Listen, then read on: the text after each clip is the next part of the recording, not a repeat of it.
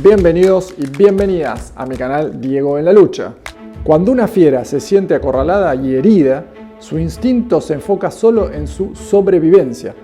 Esto la hace muy peligrosa, porque usa toda su capacidad de defensa para eliminar el peligro que percibe. Esto es lo que está sucediendo con Estados Unidos, lo que se puede llamar un imperio en decadencia y por lo tanto más agresivo que nunca. Las amenazas ya no son solo Rusia y China, también creció Irán, y con 3 flancos de batalla a la vez.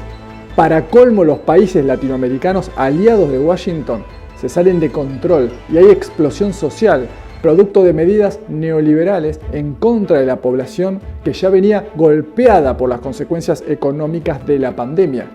Chile y Colombia son 2 de los más recientes ejemplos, pero también Perú, un pueblo que votó por un candidato progresista y de izquierda. Casi nada de esto aparece en los medios de comunicación más poderosos. Y es aquí donde hay que prestar atención, porque aquí está la estrategia de la fiera acorralada. Estados Unidos ha comenzado a desestabilizar países latinoamericanos enemigos para intentar frenar su inminente decadencia. Nicaragua, Cuba y Venezuela, todo en menos de un mes. ¿Qué pasó? Presten atención. Comencemos por Nicaragua. Hace poco, el gobierno de Daniel Ortega descubrió que parte de la oposición alineada a intereses imperialistas recibió millones de dólares de las famosas ONG internacionales que supuestamente trabajan por la democracia. El chiste se cuenta solo. ¿Y cuál era el objetivo? Supuestamente recuperar la democracia, dando un golpe de estado al presidente Daniel Ortega. La respuesta de la justicia nicaragüense fue aplicar la ley y encarcelar a opositores, ya que, como dijo Ortega, no se está juzgando a políticos ni a candidatos, se está juzgando a criminales. ¿Cuál ha sido el tratamiento mediático que las gigantescas corporaciones le han dado a esto? Simplemente decir que el gobierno nicaragüense es dictatorial y que viola la democracia. La doble moral por delante. Ahora pongan atención acá, porque la otra carta bajo la manga del imperio en decadencia es Cuba, uno de los símbolos de resistencia más fuertes ante el sistema capitalista. ¿Qué pasa en Cuba y qué tiene que ver Estados Unidos en esto? Presten atención, acá hay varios factores. Para nadie es un secreto que Cuba es un país bloqueado, es decir, que Estados Unidos de forma unilateral lo ha sancionado financieramente, le ha embargado bienes y no le permite comprar ni vender libremente dentro del mercado mundial. Eso ténganlo en cuenta para más adelante.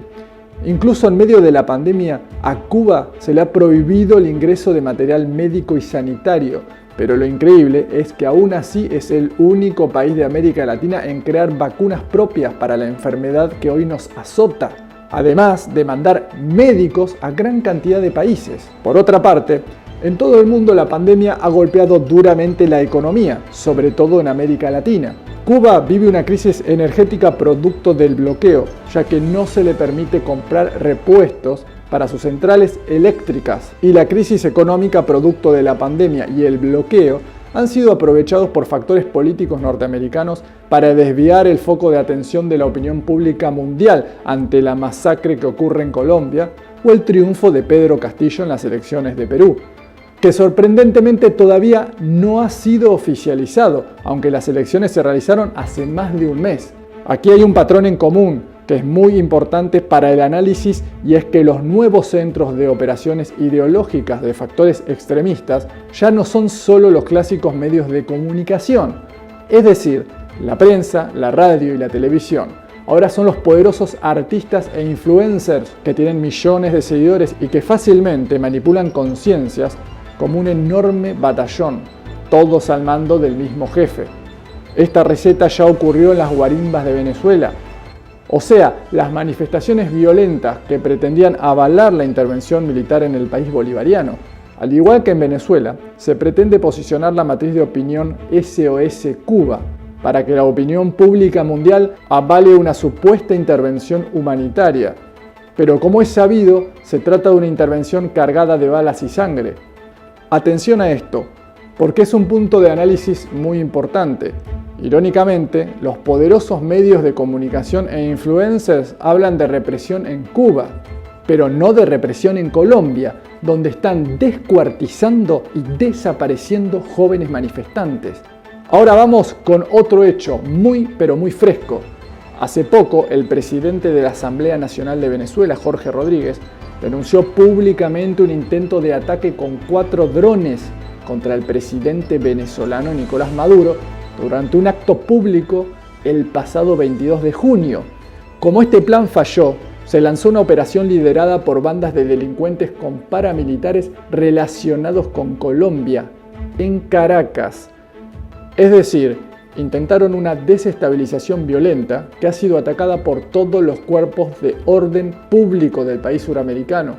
El gobierno venezolano ha denunciado que estos hechos tienen conexión con los gobiernos de Duque y Biden.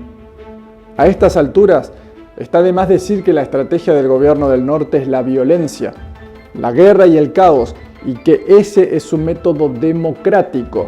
El gran aliado de estos gobiernos es la gigantesca y poderosa industria de la comunicación, desde donde se construyen noticias falsas o manipuladas y se crean realidades para manipular mentes y mantener su poderío. América Latina vive momentos complejos. No solo la pandemia está dejando profundas cicatrices. Estados Unidos sigue considerando el continente como su patio trasero y, como dije al principio, una fiera acorralada es más agresiva que nunca. ¿Vos qué pensás? ¿El imperialismo norteamericano logrará acabar con los gobiernos de Cuba, Nicaragua y Venezuela? Comenta abajo, dale like, ayúdame a compartir y suscríbete si no lo has hecho. Nos vemos.